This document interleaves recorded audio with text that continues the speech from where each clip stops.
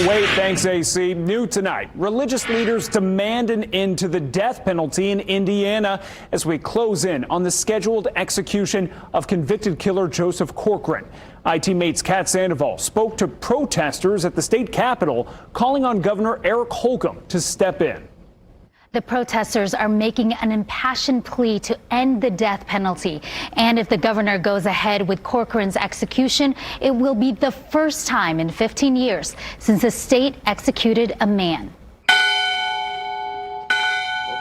This bell rings in protest of the death penalty. One of the protesters here say they want everyone to hear its sound.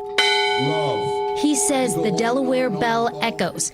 It is the voice of the people who have died or are in death row, unable to speak. Delaware has abolished the death penalty, so they no longer need it. And what we're hoping is that we can go into some of these other states and that same effect will happen to them. They hear the bell, it rings, and they'll end the death penalty also. Dozens of religious leaders gathered at the steps of the state capitol to save one man's life, Joseph Corcoran. He was convicted of killing 4 people in Fort Wayne in 1997 and is set to be executed on December 18th. Corcoran's attorneys have argued that he should have been spared due to his mental illness, paranoid schizophrenia, but the state's high court upheld the sentence. 7 days before the birth of Jesus, Governor Holcomb is going to have a person killed. Appeals and legal challenges have delayed Corcoran's death sentence for years, not to mention a lack of pentobarbital, the drug needed for lethal injection. First of all, this is a drug that's never been used by the state before. It's a procedure that's never been used before,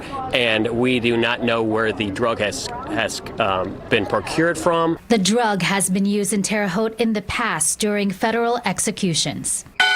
Protesters say executions are costly. A 2015 report by the Indiana General Assembly found the average cost of a death penalty was around $380,000, almost 10 times more than the cost of trials and appeals for life sentences. The government is about to put a man to death in our name.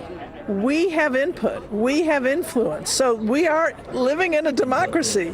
We have access to our governor. I want everyone who cares at all about human life, who cares at all about human dignity, to call, to write, to email Governor Holcomb. We shall overcome someday.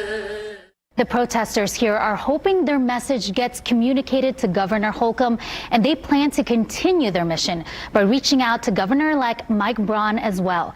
I'm Kat Sandoval, IT-Mate, WishTV, wishtv.com, or follow us on Facebook for updates.